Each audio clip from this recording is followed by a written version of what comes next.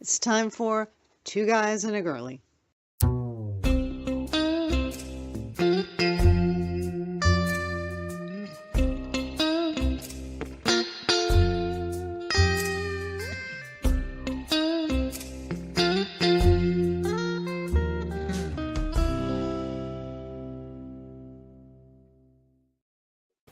Hey, welcome everyone for another episode of Two Guys and a Girlie, where every Sunday, 2:30 Eastern Standard Time for, 44 minutes or more, give or take, right?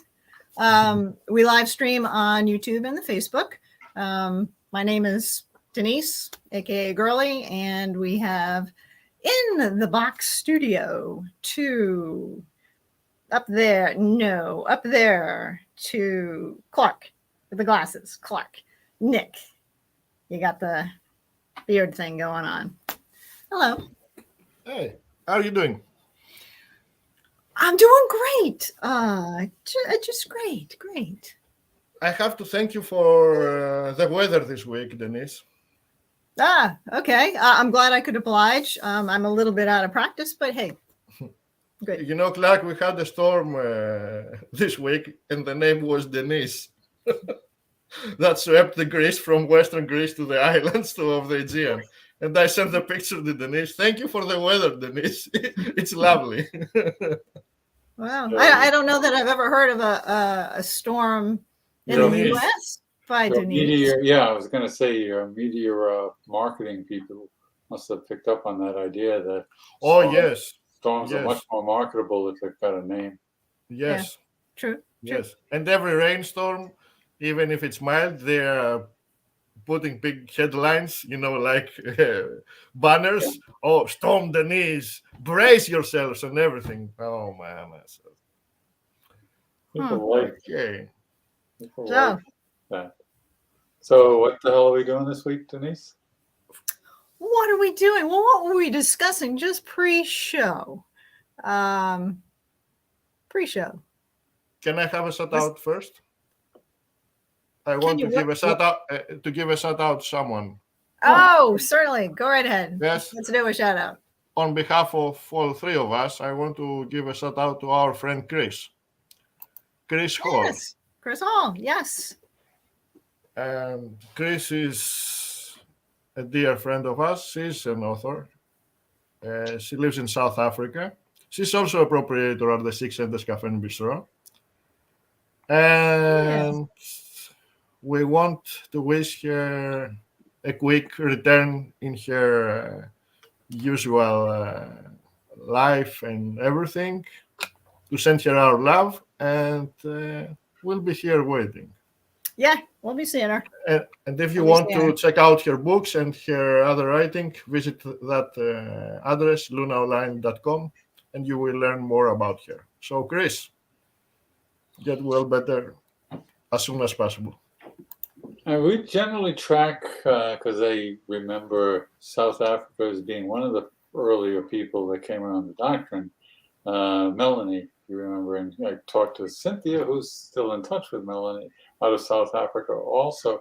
The idea of where there used to be on the blog a actual real-time, where is that signal coming from? I got one now, but it doesn't have the Fidget thing. Fidget. Back in the day, they used to zero in more on the basically the server, wherever that was located. Yeah. But looking at where the clusters come from, it's kind of an interesting. I enjoyed that. South Africa, I've only seen over the years. South Africa, over in. I probably shouldn't have started this without brushing up on my geography. Over on the other side, Michelle is she was in Singapore. But the clusters there, the Oceania here, we got a bunch there. And then Nick, the Peloponnese didn't show up much in the early days of the doctrine, whereas we would see, other than the random ones, Europe. I guess that would tie into English-speaking thing. Just one of the cool things about the world of the internet or the blogosphere more specifically. Yep. But, so All righty then. So, So, hey, not that you care, but I'm channeling a bit of Johnny Cash today. no, what a Yep, Roger. yep. Huh? What are you? Why are you channeling, Mister? Oh, I got 3 shades of black going on. Okay. I'm sorry. You know, Leap to the back. passion. Uh-huh. me also. So we have Johnny Cash and Cash. Mm-hmm. Mm-hmm. Yeah. Although I can't say I've listened to Johnny in a while, but Didn't you use Although- a song of him at one of your stories or not? Maybe not. oh, I did, and you did, Clark, didn't you? I think. No, I bet you ended up hearing his version of somebody else's song. The most recent one was It was. Chris Christopherson, and Johnny Cash did a popular version of the same song, "Coming Down Sunday Morning." Yeah. That was it. I liked his rendition, and didn't I think Nine Inch Nails did a Did they rendition? really? Yeah, I'm almost positive. Go Oh, Google man. that right now because I think Nine Inch. I know that Trent Reznor and Johnny did some stuff together, and I know there was a live thing that I saw, a live clip. I'm almost certain. Huh? You got to check that out. Verify for me. I'm Yeah, thinking. So. yeah. I'm thinking. I would imagine that, because that's the fun of the internets, is the idea of trying to finding cover versions that sometimes are preferable. And you commented at the doctor, so you didn't like the version of No. Last Resort. No. I mean, how much? Oh, that was time out. No, not How time. much Just like- headbanging can a person do? You get old and you're going to throw something out on your spine, cervical. What is that? Which spine? What section is that, Nick? Up and around the neck. That's not cervical. You've got that right. No worries. Oh yeah, he throws that. Oh, I'm sorry. I just did you? So you are familiar with the original song, yes? you. Yes. Yeah. Okay. No. But as As far as liking it, yes, you've heard it. I know that you've heard it, but and I've enjoyed it. It's never usually a really good cover. In my experience, doesn't negate the enjoyment of the original.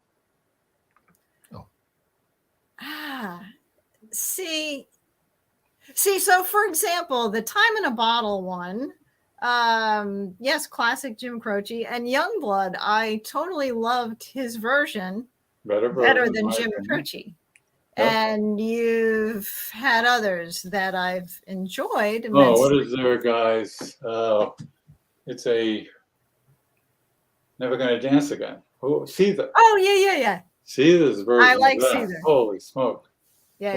What a nice improvement. And of course, the classic one is Hendrix, All Along the Watchtower. Mm-hmm. Well, yes. Which went to the music mode. Tesla does. I always forget the name of the song, but they do a Beatles cover.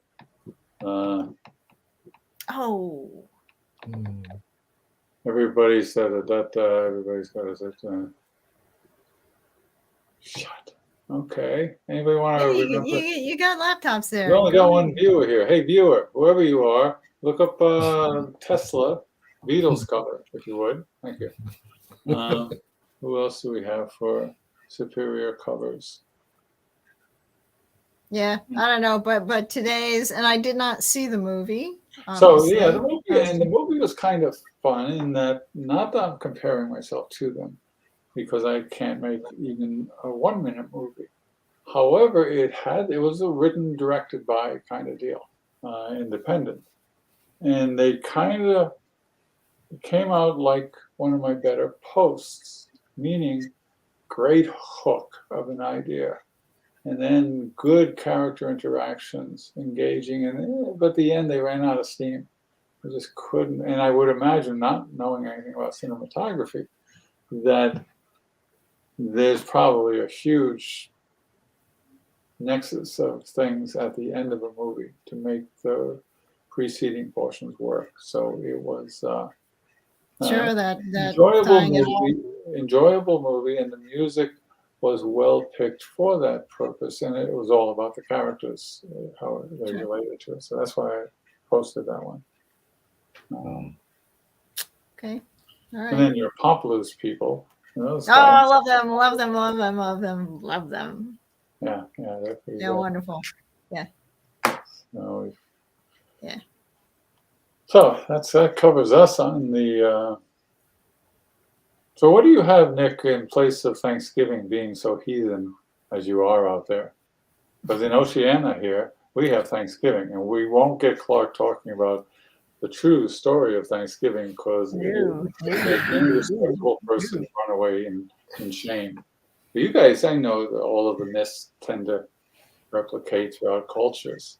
I will answer to you with a very spot on meme. I think, I don't know, Nancy or Susan posted that only in the US you have Black Friday following Thanksgiving, which essentially is after you are thankful for the things you have, go on a rampage to get things you don't need. Yeah. makes no sense. So, yeah, no. But Makes no sense. I'm sorry to say that we have adopted Black Friday, which is now it's a Black Week. They have started pestering. Because of the us. internet. It's the internet. Yes, So it's sure. Yeah. Black Friday, Cyber Monday, yes. But Thanksgiving, you know what? Apart from the history of it, which a bit I took some glance in what you were saying, Clark, but the actual essence of it, it would be nice to copy paste that, even for one day. Although it doesn't serve any purpose if you are one day thankful and the next 364 not. But no, we don't have something Now as the doctrine's fond of triplets and gives us the everything rule. So in your culture, in the world of the doctrine, you've got three major holidays: 4th of July, Scotian, Thanksgiving, Rogerian, and Christmas, Clark-like. Can you think in your culture, are there any three predominant over others? Not, it doesn't wipe out other celebrations, but do three stand out in your culture? Usually, Never mind the Scotian thing. Just, so Tom is saying, "Hey Tom, how you doing, man?" So Tom's saying that he has Thanksgiving and Black Friday now in the UK too. I didn't know you had Thanksgiving in UK, Tom. Is it a new thing? Yes, that's the celebration that got rid of those guys. Thank God they left. Thanksgiving for gaining their independence. Right. Maybe I thought those Philippines would leave. Jesus. Give us more ships. I think the way you have described the holidays, I think you will find in any culture these three different holidays. I mean, 4th of July is based on war, yes? Independence. So I don't think you will find a country that doesn't have a memory date of such. We have two major. We have the 28th of October, which refers to the Second World War, when we didn't agree with the Axis and we joined the Allied forces. And we have the 25th of March, 1821, when the Greek Revolution against the Ottoman Empire began. So these are the equivalent of 4th of July. Christmas, it's there. Yeah, that's every culture. Yes, and then it's Easter. And if that's it. As far as and those, of course, Those are the ones Sorry? way grounded in culture, the whole death rebirth thing. So Yes, yeah, yes, that makes some sense. yes. And And, you could say it goes back to the spring equinox and the renewal of the crops and everything, and the dates match. yeah, yeah. And it Some just say that Christianity embedded itself on top of the archaic celebrations and dates, and they use the same dates for their celebrations in order to for the transition to the from pagan to Christian to be more easy. So they use the same dates. yeah, yeah. Hmm. Hmm. And they were waiting to invent lighter fluid for 4th of July. Hmm. That's a classic lighting. You guys must do that. The can back in the day, we'd have a thing of charcoal open, just a pan, none of this lidded shit. Big pan and a quart metal can. What was it called? What was the name of that lighter fluid? Oh, I can see the Yeah, can. red and Wow. Yeah. White and didn't, yeah. And you could actually squeeze that can. well, that And was the whole point. You soaked it first, throw it in the mash. yep. Oh God, yeah. Is it Then you have to like add more. is it like Zippo oil, like Zippo. lighter oil No. for It's Zippo? Kingsford lighter fluid. Ah, But they made but the charcoal yes. too. But then there's always this guy who would need to add some more while it's flaming. I can't imagine how much money was spent on plastic surgery. Yeah. Hmm. Oh, anyway, a reminder to everyone. This is for you as well. So you have some comments, questions, anything you want to say. Definitely write them in that little chat box there that I guess you got on the YouTube Or, or for a Facebook. small amount of money, you could to pay us later. You could send a note to Nick and say, "Give me a link." Yep. Yeah, that's true. Appear in the box, push me Hey, over. Tom, you want to come on air or what? No pressure there. We're not about pressure, are we? Well, on ourselves. We might put it on ourselves, but not on you guys. Change the locks on the cafe. All right. No, we're just kidding. We have fun. Yep. That's been interesting. Yeah. You were mentioning something pre-show, Clark, about some thoughts you were having. You want to reiterate them? No. About no, you don't? Okay. What prompted me the idea of what this is about, or because Yep. I enjoy that fourth wall thing. Although I still do the editorial we at the Doctrine. And I noticed in the early days I didn't. At some point I picked it up, and now I'm not comfortable writing it as a first-person pronoun, which has probably not a lot of interest. But when did that shift? I don't know. At some point when I actually believed there were people reading it besides the original people, and that's been kind of my relationship to the whole thing anyway, which is sort of one removed.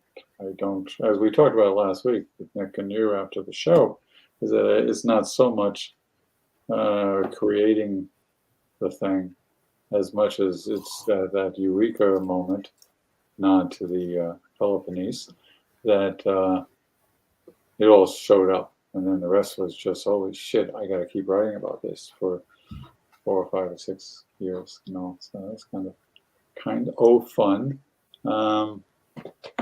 So I guess we were talking about the idea of what does this thing we're doing currently offer each of us as far as why the hell are we doing it? And largely for me, it's self-developing myself, and specifically, and Denise and I had talked about it, I think you were in on that too, Nick. It's about the idea of can I relate myself to the world around me more than I habitually, routinely do? Which I don't want to do too much doctrine stuff because it doesn't really matter. It just means that we all every day relate ourselves to the world around us, and if we try, we can find opportunities to enhance that ability to connect. So I think that's where you then said to Denise before the show, okay, how much time we got left or what? No, she didn't. He didn't. But so Nick, I had opportunity after Clark to kind of talk about it. Did we hear from you? Yes, but not our viewers. So can you please reiterate what your thoughts were? And then I will. What? Don't do it. What? Don't do it. Don't What? don't tell him. Uh-huh.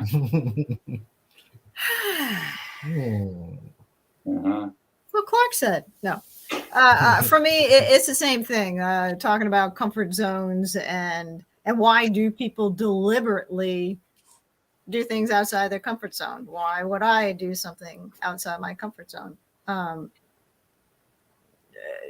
For that, the self-challenge, the okay, discovery. I agree with you, Clark.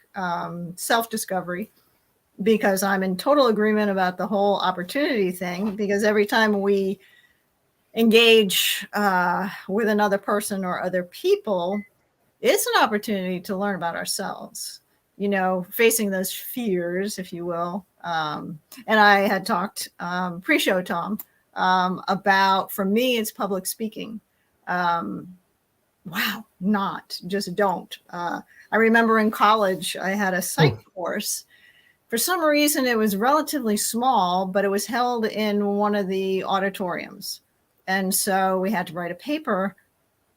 And I don't know why this psych course, or maybe it was an education course, whatever it was, we had to go up on stage and give our talk about our paper. And I'm thinking, holy shit, no. This is like auditorium, yes, and in the amphitheater. People. And I just was like, oh my God. And I don't know what it was that I tricked myself to get up there and not crumble immediately.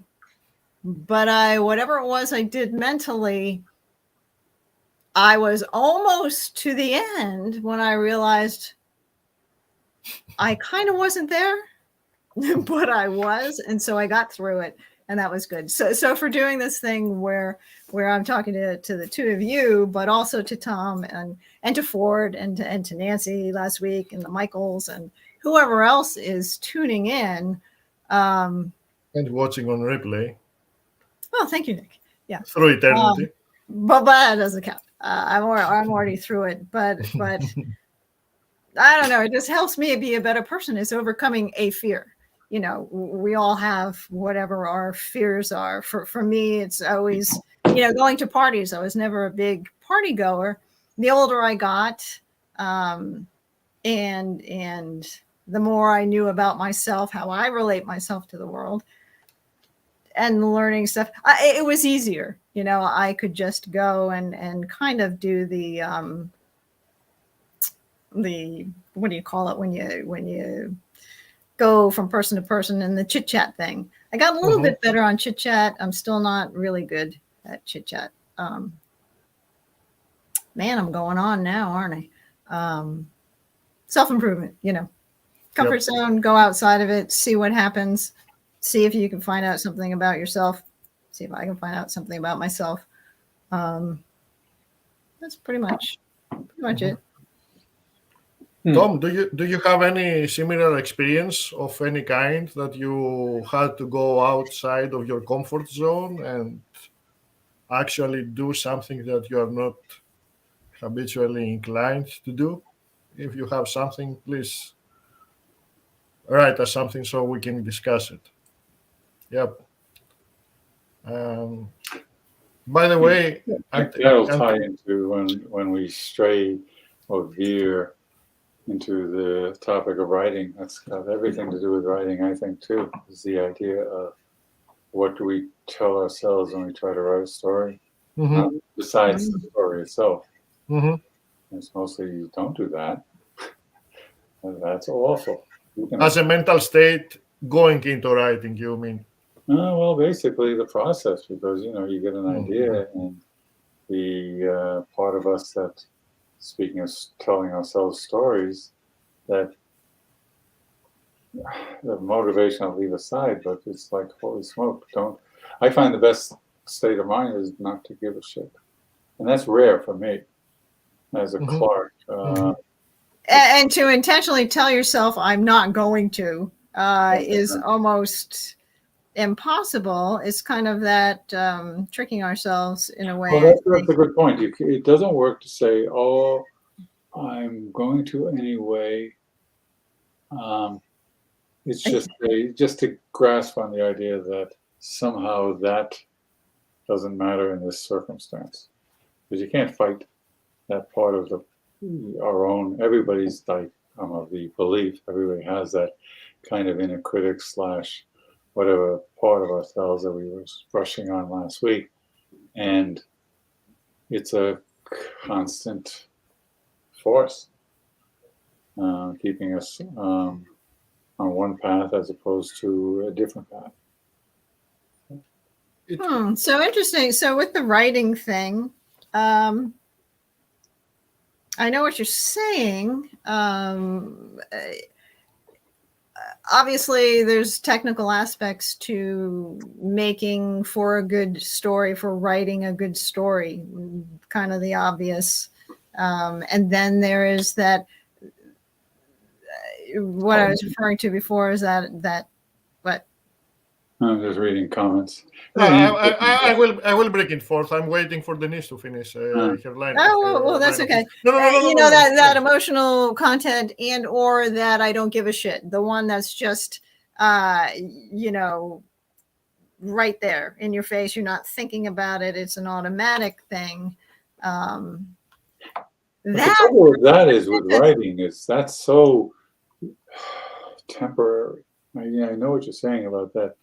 Getting in the moment and write real fast, and that's true. But the trouble with writing in this context we're discussing it still takes supposedly some editing, and in other words, the process often exceeds that. And that's how many times have we seen it? Okay, you got through the great story, and then all of a sudden you're going to send that in. Once you come out of that moment. And I agree with that, and I guess to that extent. There are things I've written where the edits can go on and on and on and on. But I can't not. It's that, when do you know when is enough enough? But I think massive editing is typically, it's rare when you get those total stream of consciousness. It just writes itself. That's a gift, and that's rare. Everything else is just you got something, you have an idea, and I don't know. For me, that polish comes at the end when you're doing edit after edit and rereading and rereading. Yes, and stepping away. Sometimes I just have to step away. Step away from the page. For edit, we have to dedicate a big part of a future episode about editing, because it goes to all kinds of direction. Tom says that he used to be a trainer, tutor, and public speaking was totally outside my comfort zone. But I got through it. I don't think I could do it now, though. Oh, really? Well, why not? Wait a minute. So how come? So what the hell? Oh, no, sorry. I take back my question. But you wrote it. Come on. So what's the difference? Let me rephrase. What's the difference in the experience then between then? I'm going to guess job, employment related, as opposed to no longer doing it. Because that whole aging over time is a factor in what we're discussing here. Yes, but Did you say still, aging, Clark? still he was acting upon something. It was outside of his comfort zone. He Yeah. responded to that because whether he had an experience that he was obliged, forced, whatever, to act outside, and that being a trainer or tutor, yes, it certainly has some public speaking involved.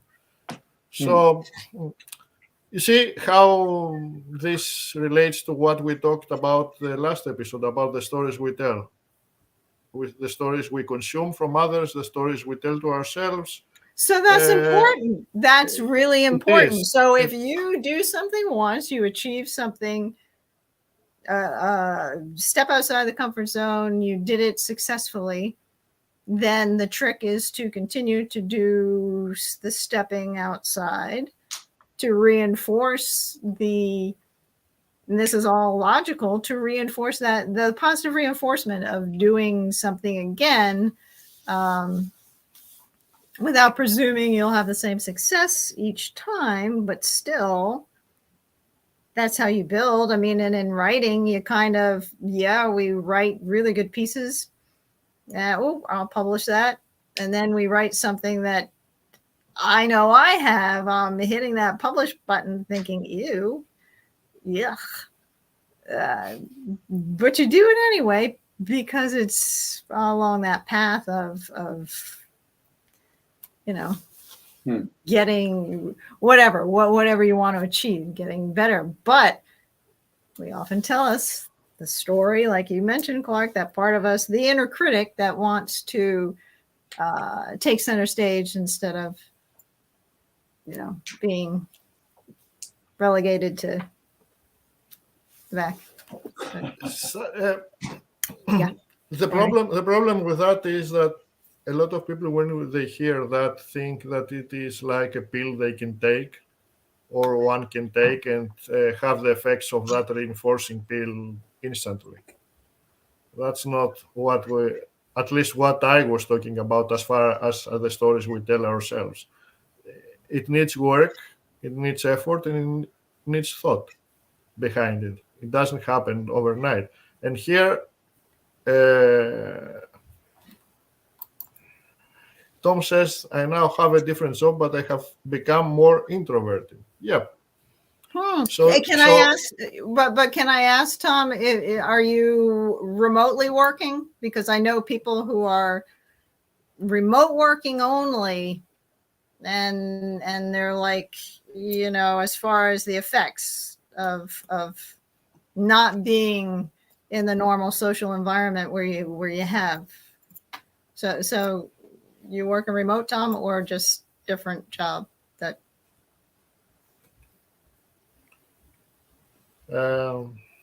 Yes, till Tom answers.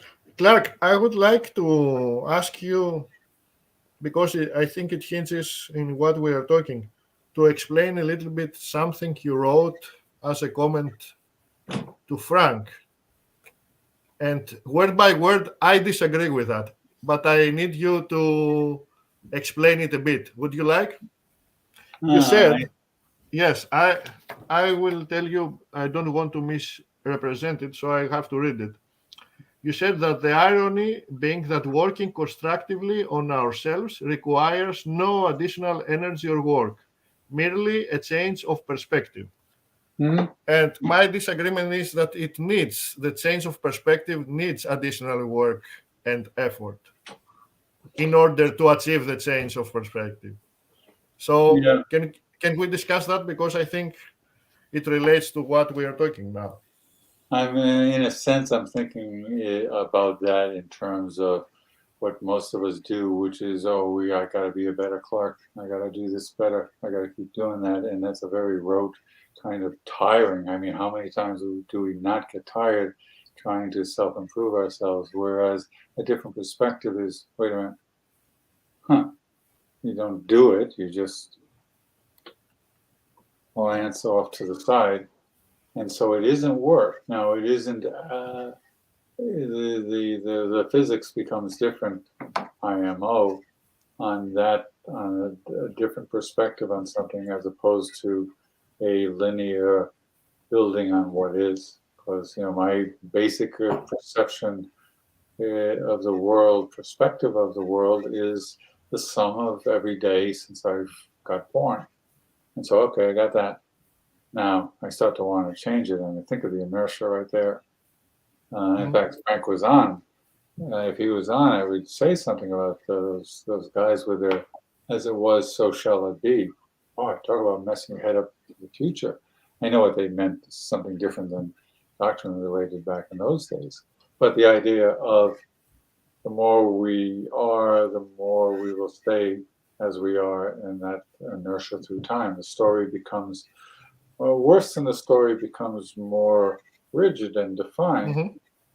Because our energies are failing or falling off as we go through time, the story becomes simpler.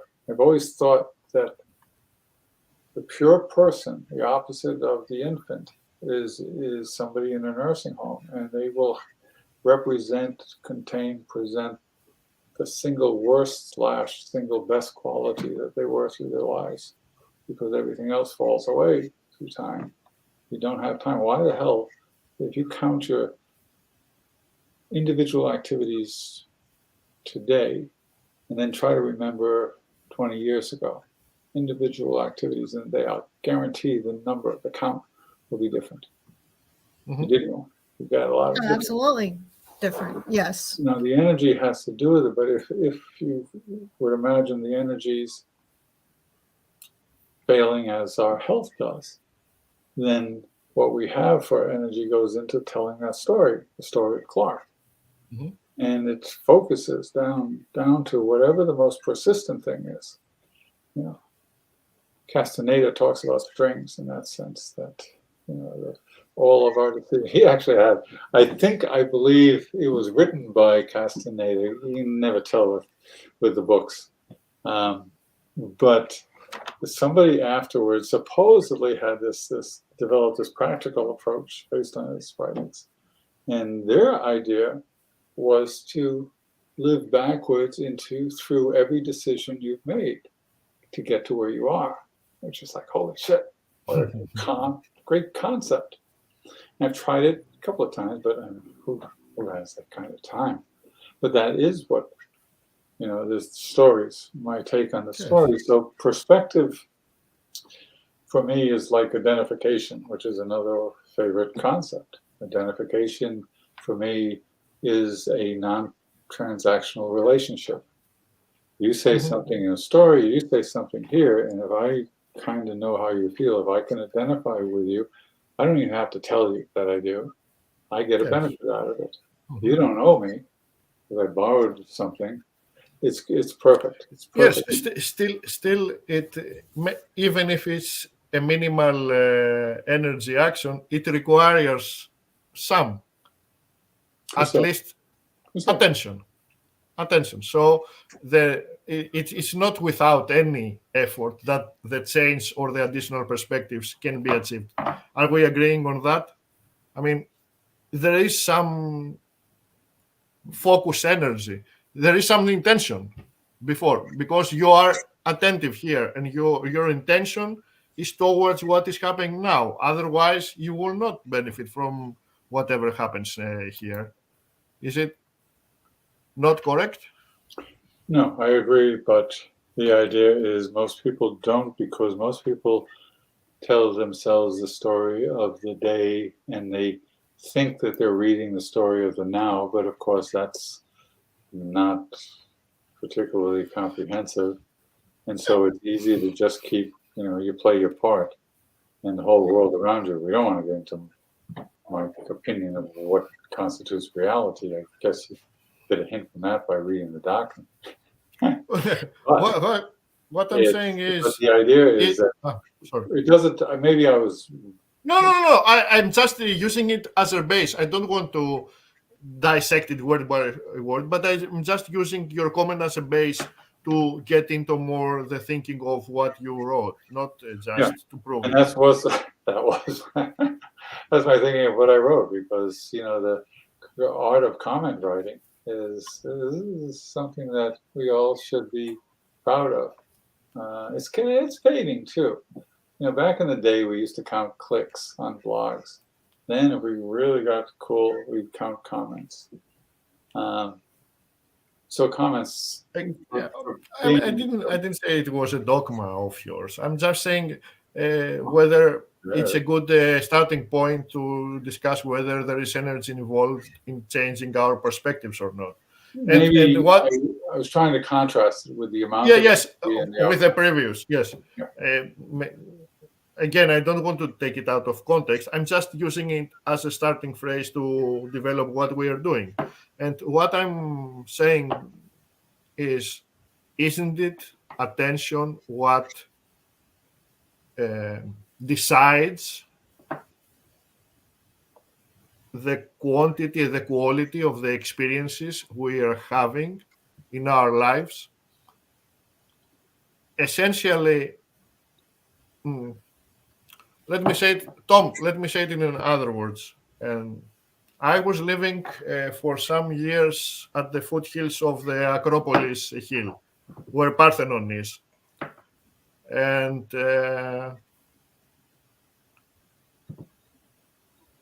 trust me, for many years, even now, if you do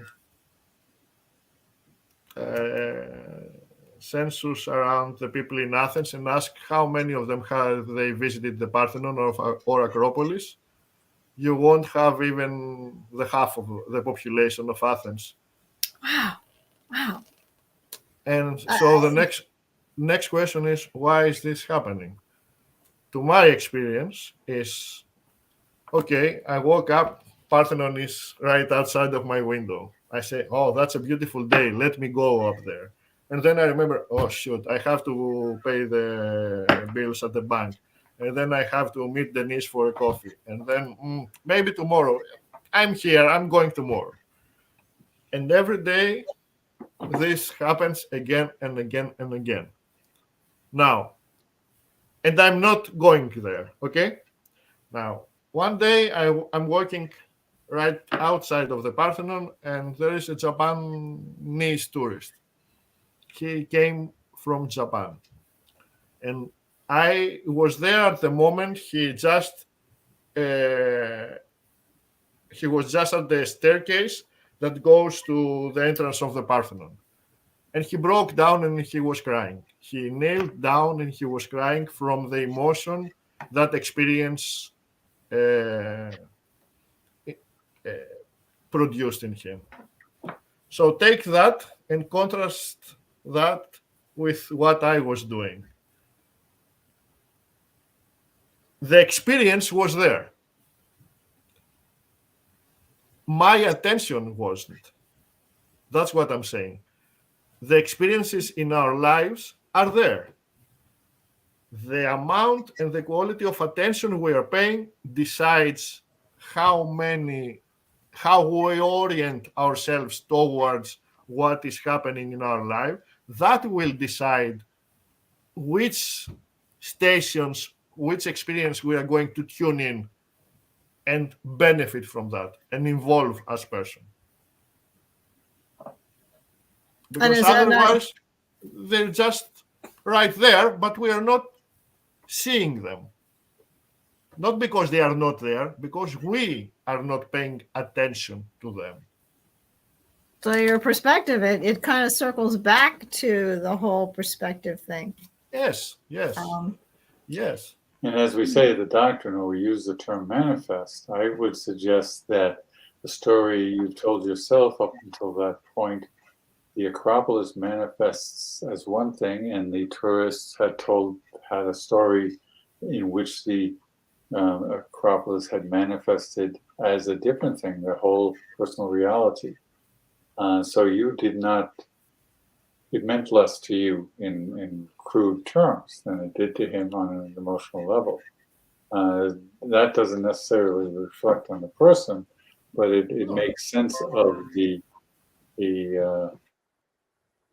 problem. But I wasn't experiencing Acropolis as I could. But it didn't before that, though. How did it manifest? Because if something manifests, and I'm using the term manifest as to, in a sense, that relationship between us and the world around us and the people who make it up. If something manifests a certain way, quality, whatever, then that's what it is for us. It doesn't mean it's going to be the same thing for the next guy. Even, and this is a good example because it's a not only a same physical thing, same historical, everything about it, but different. It wasn't that you weren't paying attention to it. It didn't matter that much to you as it did to him. Yes, I'm only saying that I don't argue that I should experience it as he did. Right. I'm only saying that in order to have an experience of it, I must be attentive towards that. I can't just say, oh yeah, it's there, and benefit from what experience it can have. That's a huge insight when you think about it, Nick, because that says, all right, what are your odds of making the Acropolis, and can you even have the ambition to make the Acropolis what it is for him? And I'm using No, I don't. I don't want to do that. okay. And I'm not saying I should fall down on my knees and cry in front of the Acropolis as he did. I'm saying that he had an experience with that, and he came 20,000 miles to have that, and I had it in my front yard, and I didn't. Not the same. I wasn't experiencing Acropolis just because I had it right next to me. In the same way, I can be here next to you two, and Tom and whomever is with us, and not experience anything because I'm not paying attention to what is happening now.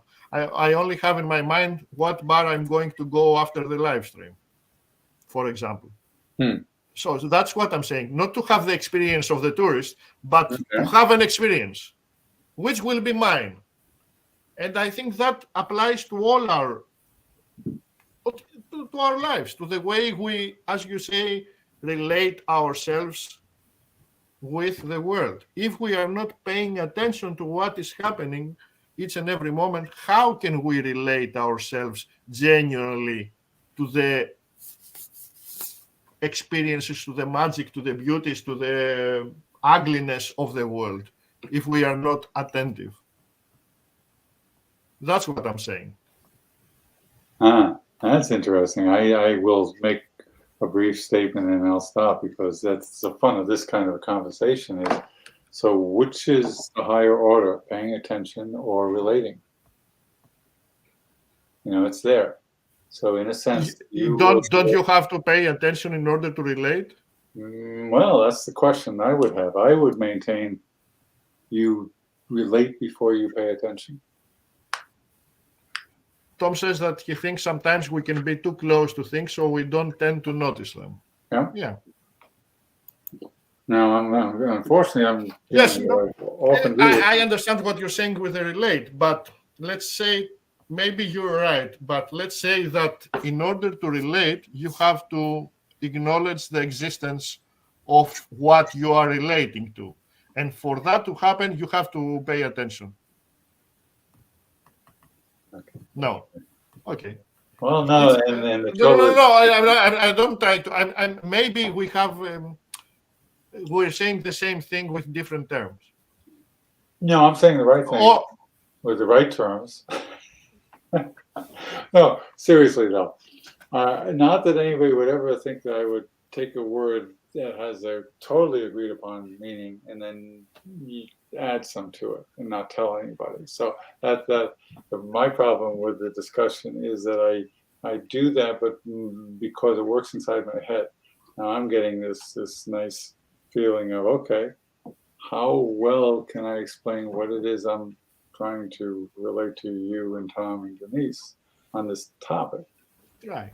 And so that's the interesting part for me. Yes, of course. The word like with any discussion, that's the interesting part. Yeah, you should see this. I footnoted something on philosophy in the doctrine today. I think, holy shit, stuff that those guys. I had one course when I was in college, but talk about a whole language unto themselves. Damn, they think the silliest things. To the times I think sometimes it can't be too close. Yes, we tend not to notice them. Yeah. I think, yeah, what I'm saying is, and I'm not going to go on and on about it, is I think, according to my experience and what I have noticed around me, that attention opens up the possibility of new experiences, of being receptive to new tunes. Like Yeah, so sometimes what do you I, think hinders that? What do you think Sorry? hinders that? sorry, What do you think hinders that, the attention?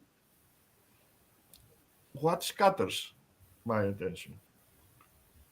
And our attention is scattered mainly by our reluctance to do the work and the thought behind it. Because I'm not talking about paying attention to the teacher in school, not the school learning attention.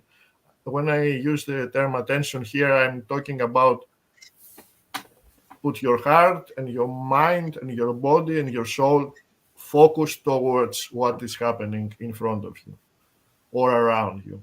And that kind of attention is not easy. And it's not easy because it requires a lot. And sometimes when we manage it, we get a glimpse of what it can offer. But I'm not saying it's just a switch we can flip and be in that state. That's why I was talking. I don't know if you read my recent post that I have intersected a line where intention goes, energy flows. If I have an intention towards something, then my energy will follow towards that direction. But these are not procedures that are happening by themselves. It requires effort. And that's another thing.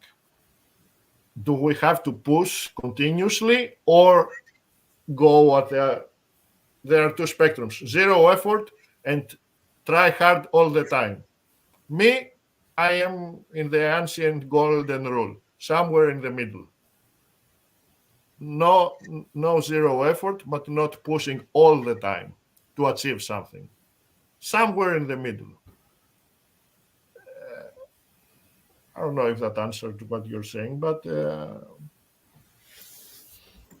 essentially, it's a way to apply what you believe in your state of living. I mean, we philosophize, okay? Then what? For me, philosophy was never something to practice in fancy clubs or amphitheaters and then go back to your old traditions and way of living. The philosophy I advocate for and I love and I believe in is the philosophy that is manifested in your way of living. And that's difficult. That's difficult. That requires effort. That's what I'm saying. It's not happening by itself just because I said, okay, I follow the principles of the Wakefield doctrine. It won't change anything in me just because I read your philosophy and I have decided to be a follower of that philosophy. You would have to identify with something in any philosophy. You would have to identify with whatever concept was presented. If you can't identify with anything in it, then it's going to be of no use to anyone. So whatever that is, whatever your Wakefield doctrine or whatever philosophical tenet, there has to be something in it that speaks to you, that you identify with, that like, I get it. I think the problem is, again, the thought and the effort required. I don't know. I think we live in an era that these are not proclaimed as necessities. That's why I'm inherently opposed to the bite-sized knowledge. I don't think everything can fit in bite-sized knowledge in a Twitter. Twitter has its purpose, but why is Twitter now the main column of our social interaction? That's a good That's Yeah, a good story we can discuss another time. Yes, Glenn. Do they do that over there? Because over here, the marketing guys have come to the conclusion that we all want bite-sized shit. Candy went from candy bar to bite-size. Yes. Most food items are now downsized into smaller individual. Pop-Tarts. Take your Pop-Tarts in a Did they do that to little, Pop-Tarts? no, no. Yes. You see Don't even how- get me the whole bite-size Yes. thing. Yeah. Shit, no, Yes, let it loose. Let it loose. It's no. It's nefarious. It's just plain nefarious. That, you see how it spreads into every activity slowly but steadily. it's a yeah. I had Well, a dad well, this morning that's saying a that to me. drawback isn't that a drawback to rationalism, which says, okay, if you can understand it down to the finest point, then you have the highest form of understanding, and that's kind of sure, whatever, knowledge, as opposed to like what Denise was saying about identifying. Like, yeah, I don't claim to really know what that is. I've done it. It isn't knowledge, quite. Identifying with another person isn't quite rational, which is the No, it's on a physical level. yeah. Either it's falling in love. I was going to say that the idea of knowledge versus rationale is the slutty stepsister of. So I used to do that a lot. You say something like knowledge is rationale's slutty stepsister who everybody wanted to date and nobody wanted to see a second time. Sorry, it took a perfectly upright conversation and I had to go down the road of exaggerations. But, It's all right. You know, your That's a beautiful- whole who brought up the tweeting thing and the little bite-sized thing. So yeah. So someone sent me an article which I haven't read yet, and it was a serious maybe article. they tweeted it to you. Huh? Yeah, no. Okay. No, this person doesn't tweet.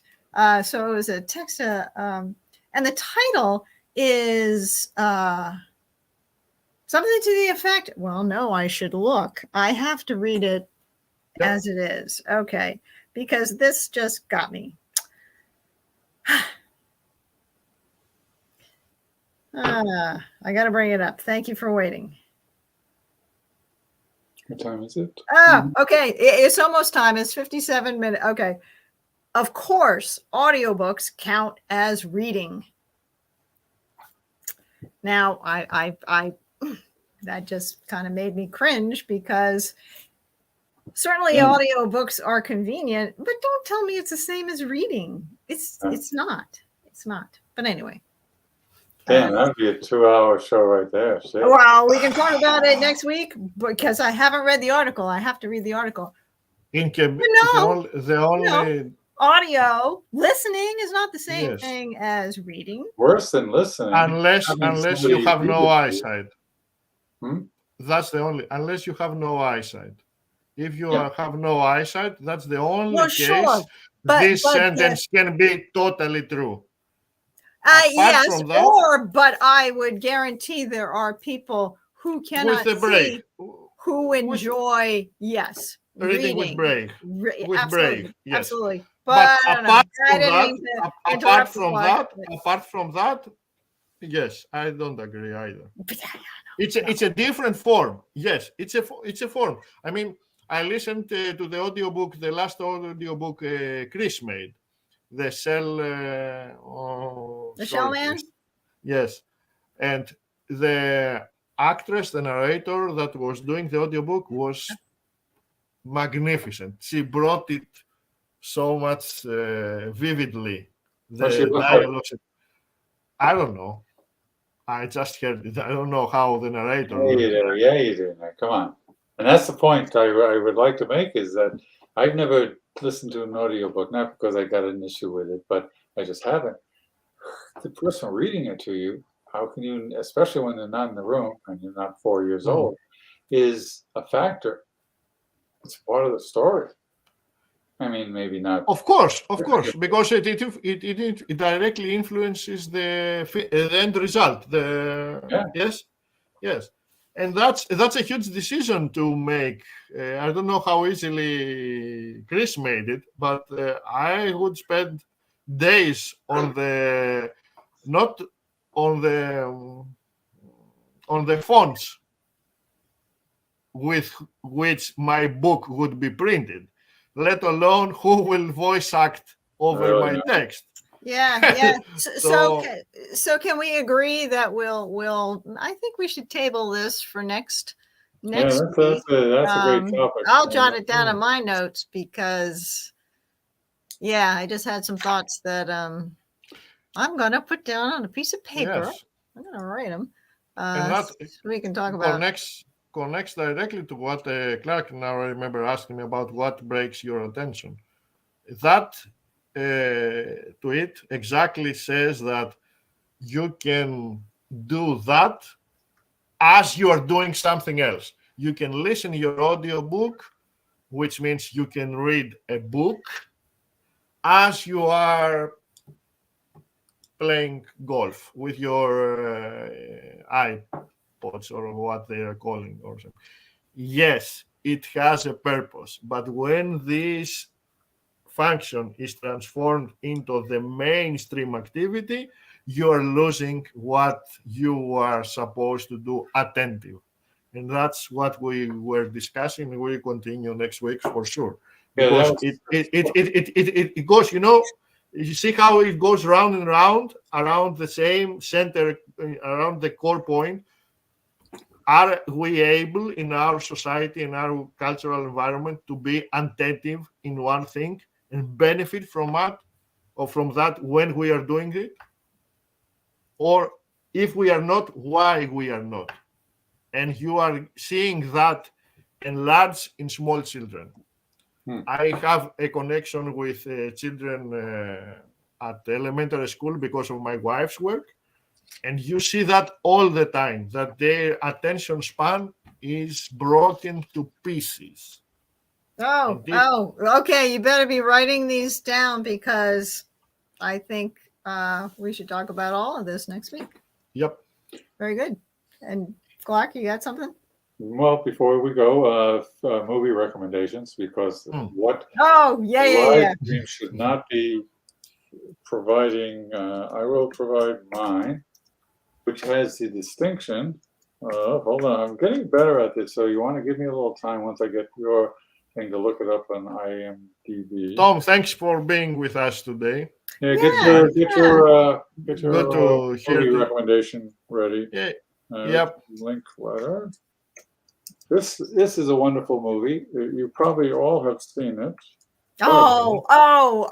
Something came to mind, Clark, so it better not be what just came. And don't ask me why it did, because I haven't seen it. It actually has. It is one of the before you press the enter button, just wait till Denise says and see if it's the same. No, press the enter button. No, I need to see it. Okay, go. I need to see it. Whatever it is, letter, I'll let you know. Slacker. Slacker. Yep. It's It's remarkable. He was one of the bunch in the 90s. Tarantino, Rodriguez, and Linkletter came up with that phase of independent filmmaking. All the guys they were all writing and directing and like that. But Linkletter's Slacker was his first, as far as I know, the first one that made it out on large screen, and it's a total litmus tests for Clark's predominant worldview of a Clark, and it'll drive Rogers out of the room. No, I can attest to that. I can attest. I was a witness to one beside me. Oh my God. And Phyllis is Roger with secondary Clark. She fell asleep bad. She just couldn't deal with it. Snore. So Tom, what do you got for a movie recommendation? Yeah, give us one. I'll try to find it here. Denise, you have one? Well, the one I was thinking of, that I was thinking maybe Clark was going to, and someone, this is funny. Who was it? This was like 3 weeks ago. And I was surprised she knew this movie was Pleasantville. Great choice. Great choice. I forget who I was talking to. And when I'm like, oh wow, you've seen that movie? Oh, you know who it was? My hairstylist. Yeah, it was like, oh Wow. man, Have you seen it, Nick? Yep. that is good. I What a- love that. I love think- that. I think they call it high concept in writing, where it's just like such a killer idea that almost nothing else matters. And that was such a It was such a good film. Good acting, just good. Some scripts don't need even Oof. Yeah.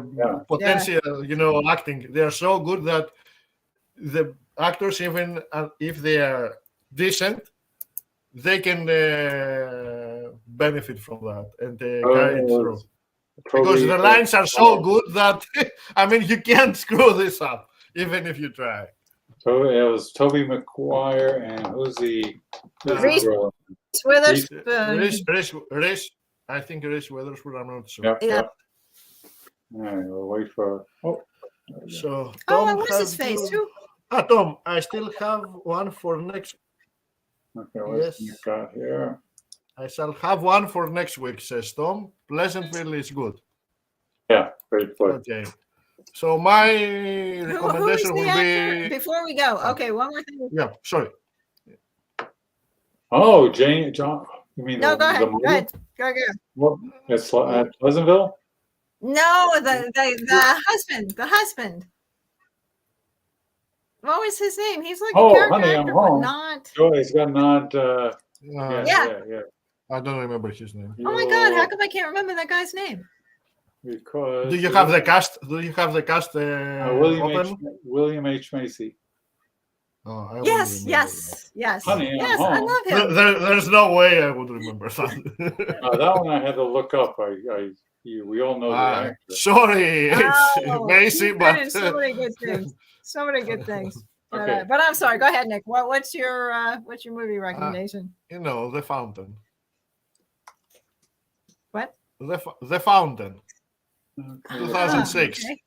Okay. Jackman- Did Hugh not. Jackman, Rachel Weisz Okay. by Darren Aronofsky. I like both If of you- them.